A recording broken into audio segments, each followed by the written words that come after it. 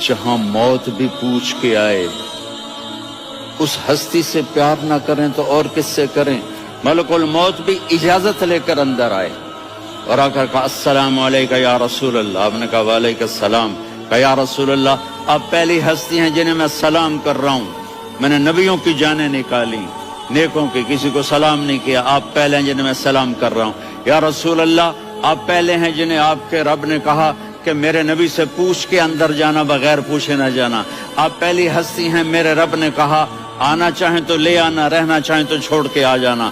آپ نے فرمایا اگر میں کہوں تو میری جان نکالو گے؟ کہا جی نکالوں گا. تو آپ نے جبریل کو دیکھا. آدمی یہاں سے سوال کرتا ہے کہ تو کیا کہتا ہے، جاؤں یا ٹھہروں؟ تو جبریل کہنے لگے یا رسول اللہ، اللہ آپ کی ملاقات کے شوق میں ہے. اوپر سارے سٹیج سج گئے ہیں آپ کے ویلکم کہنے کے لیے. آج ساتوں آسمان کے فرشتے اکٹھے.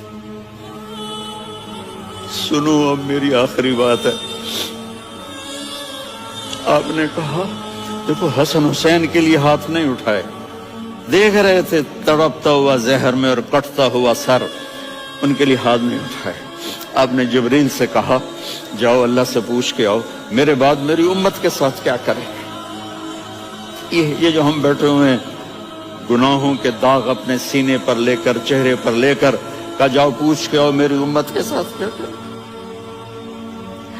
ملک الموت وہیں کھڑا رہا. جبریل واپس گئے اور وہاں سے پیغام آیا کہ میرے محبوب ہم آپ کی امت کو تنہا نہیں چھوڑیں گے. مجھے میرے رب کی عزت کی قسم اگر اس وقت میرے نبی یہ اللہ کو نہ منواتے تو آج ہم بھی بندر خنزیر بن کے پھر رہے ہوتے.